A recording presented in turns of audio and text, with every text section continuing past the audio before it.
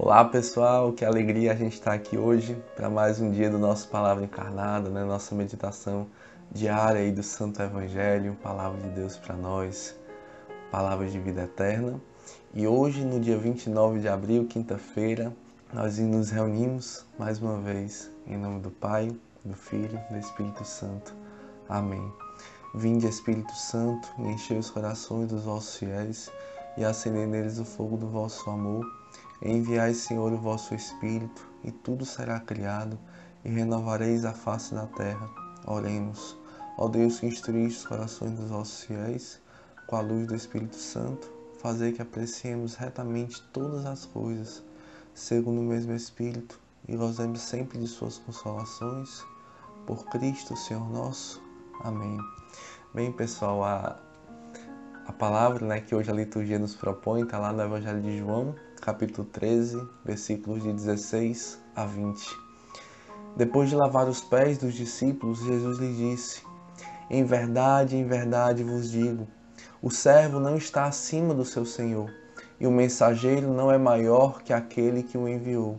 Se sabeis isto e o puserdes em prática, sereis felizes. Eu não falo de vós todos, eu conheço aqueles que escolhi, mas é preciso que se realize o que está na Escritura. Aquele que come o meu pão levantou contra mim o calcanhar. Desde agora vos digo isto, antes de acontecer, a fim de que quando acontecer, creiais que eu sou. Em verdade vos digo, quem recebe aquele que eu enviar, me recebe a mim, e quem me recebe, recebe aquele que me enviou. Meus irmãos, estas são para nós palavras da nossa salvação. Glória a vós, Senhor. Gente, a primeira coisa, né, a gente situar, né, essa cena do Evangelho. Nós estamos aí na Quinta-feira Santa, né, na véspera da paixão de Jesus. Jesus sabe que vai ser dali a poucas horas, vai ser morto. Jesus sabe que dali a alguns minutos vai ser traído. Jesus sabe que vai ser negado por Pedro. Jesus sabe que os discípulos vão debandar, né? Todos vão abandonar Jesus. Jesus sabe que vai ser açoitado, que vai ser humilhado, que vai ser torturado. Jesus sabe que vai morrer e vai passar por toda aquela agonia. E ali naquela última noite, né, naquele jantar solene mesmo, né, em que ele se reúne com seus amigos mais íntimos, aqueles a quem ele tinha aberto o seu coração, os seus tesouros, né, aqueles a quem ele tinha dedicado ali os 3 anos da sua vida pública de uma forma mais direta, ali pastoreando, cuidando, formando um por um. Ele chama os 12, né? E ali ele dá as suas últimas palavras, né, da sua vida terrena. E ele dá ali, se a gente for olhar esse capítulo do Evangelho de João, Jesus ele fala muito, né, da humildade que está aí, né, no lava-pés, que ele diz, olha, se eu, que sou o mestre Senhor e sou mesmo, né, fiz isso, me fiz escravo, me coloquei aos seus pés, lavei os seus pés, vós também deveis lavar os pés uns dos outros, né? Aprendei de mim, que sou manso e humilde de coração. Aprendei de mim. E ele também, mais lá para o final desse capítulo, ele fala também do amor, né? Aquele amor que ele, né? Amai-vos uns aos outros como eu vos amei. Mas hoje, né, a centralidade dessa palavra de hoje, ela está na humildade. E é a humildade que Deus quer trabalhar no nosso coração hoje, né? Como é que está a humildade do nosso coração? Será que nós estamos como aqueles soberbos que Jesus vira a sua face? A palavra de Deus ela é muito clara quanto a isso, né? Que Deus ama os humildes e rejeita os soberbos, né? A vida dos santos, né, fala disso, né? São Francisco falava que a humildade é a chave que abre todas as portas. Santo Agostinho, de uma forma muito clara, falava assim: A primeira via é a humildade. A segunda é a humildade. A terceira é a humildade. E quantas vezes me perguntares, tantas eu te responderei a mesma coisa. Santa Teresa de Calcutá falava: se fores humilde, nada te afetará, nem a lisonja, nem a desgraça, pois saberás o que és. Santo Antônio, também nosso baluarte, falava: a mansidão e a humildade são as virtudes mais queridas aos olhos de Deus e dos homens. Aprendei de mim, que sou manso e humilde de coração. Também, quando a gente pega ali as palavras do Evangelho, a gente vê Jesus várias vezes voltando a isso, né? Se não vos transformardes e vos tornardes como criancinhas, não entrarei no reino dos céus. Aquele que se fizer humilde como esta criança, será maior no reino dos céus. Ou então, quando fores convidado às bodas, não te sentes no primeiro lugar, mas quando fores convidado, vai tomar o último lugar. Porque todo aquele que se exaltar será humilhado, e todo aquele que se humilhar será exaltado. Ou então ainda Nossa Senhora lá no Magnífica, né, quando Deus, ela fala, porque o Todo-Poderoso olhou para a sua pobre serva e manifestou o poder do seu braço, desconcertou os corações dos soberbos, derrubou do trono os poderosos e exaltou os humildes, saciou de bens os indigentes e despediu de mãos vazias os ricos, né? Ou então ainda, se a gente quiser descer, né, e entrar mais ainda na nossa espiritualidade, o que é a espiritualidade do Cristo abandonado, né? O que é a espiritualidade desse Cristo que se esvazia, né, para se encarnar. Se esvazia, se despoja da sua condição divina, né, de ser igual a Deus, e assume a nossa carne para nos amar de perto, assume a nossa indigência, assume as nossas misérias. Ele que era rico se fez pobre por nós, para nos amar, para nos ensinar o caminho, para nos dar o exemplo.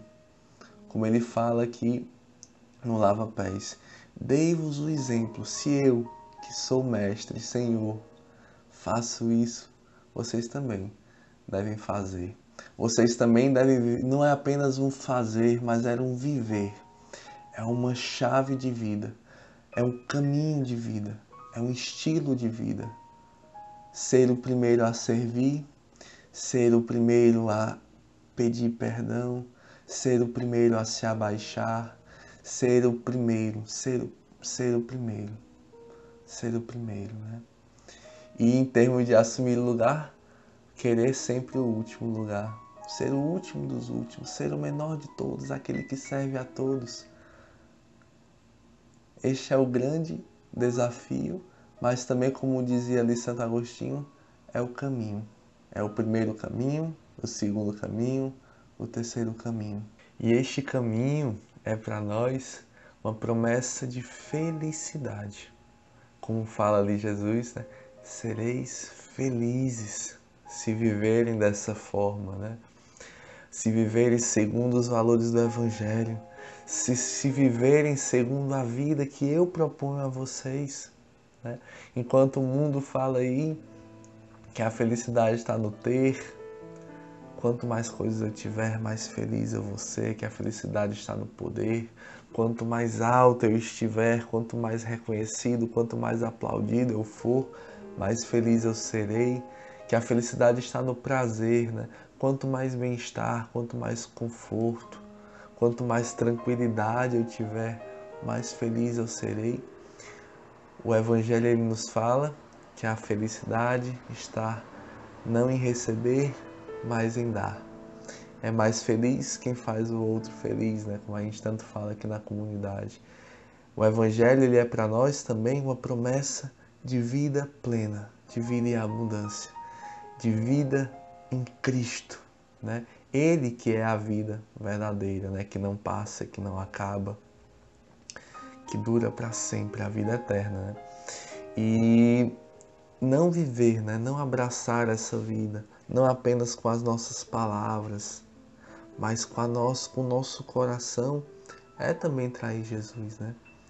É como Jesus falava no Evangelho: esse povo me honra com os lábios, mas o seu coração está longe de mim. Talvez Judas ali, como a palavra fala, né, comesse o pão com Jesus, estivesse próximo, mas o coração de Judas estava muito longe de entrar em comunhão com o coração de Cristo. E essa foi a grande traição de Judas, né? A soberba, né? O querer ele mesmo dizer qual era o caminho, de não concordar com aquele caminho de humildade que Cristo pedia. Judas queria um grande libertador, né? E quando eu estava lendo, né, essa parte do Evangelho ali, o meio do Evangelho, me fazia muito um paralelo de Judas com a própria história, né, do inimigo de Deus, né? É como se fosse uma exortação de Cristo ali sobre o que acontece aos soberbos. Eu queria ler para vocês aqui um trechinho que eu achei, né, falando sobre o que Santo Tomás de Aquino fala, né, dessa queda de Lúcifer, né?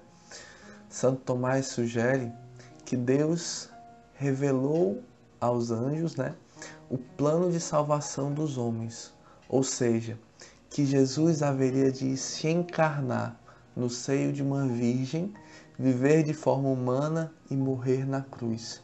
Tal plano teria sido encarado como um absurdo por Lúcifer, né? Dado a majestade divina frente à pequenez humana. Lúcifer teria se recusado a servir o Deus encarnado e convencido por meio de mentiras outros anjos. Isso teria motivado o não servirei, proferido por ele e que precipitou a batalha narrada no Apocalipse, né? Que é aquela batalha lá no céu, né? O não servirei, né? O não servirei, não me abaixarei, não me curvarei, não curvarei a minha vontade.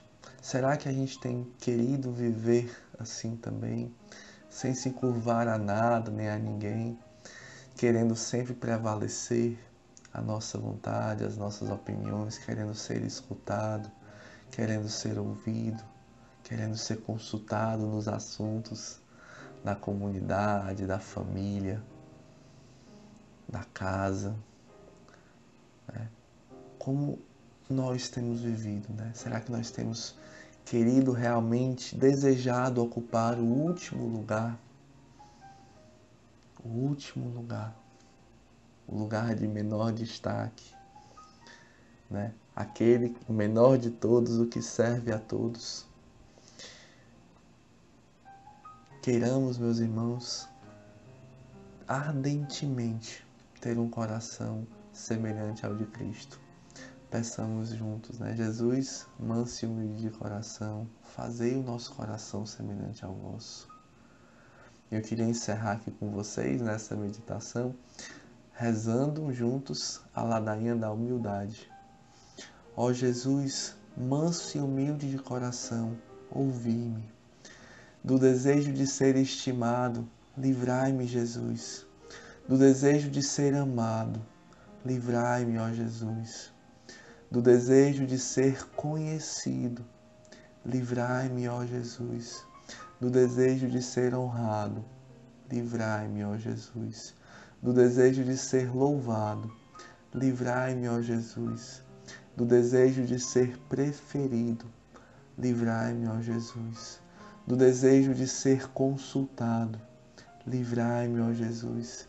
Do desejo de ser aprovado, livrai-me, ó Jesus. Do receio de ser humilhado, livrai-me, ó Jesus. Do receio de ser desprezado, livrai-me, ó Jesus. Do receio de sofrer repulsas, livrai-me, ó Jesus.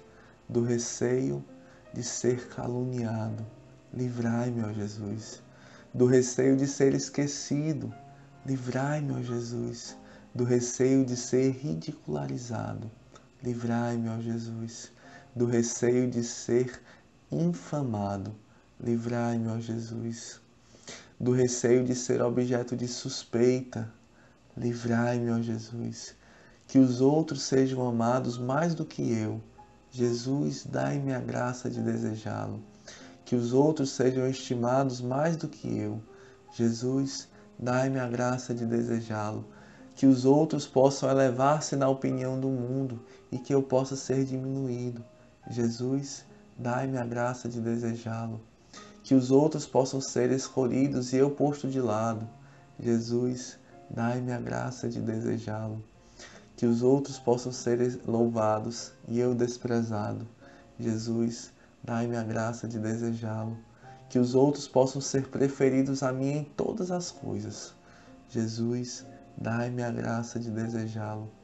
Que os outros possam ser mais santos do que eu, embora me torne o mais santo quanto me for possível.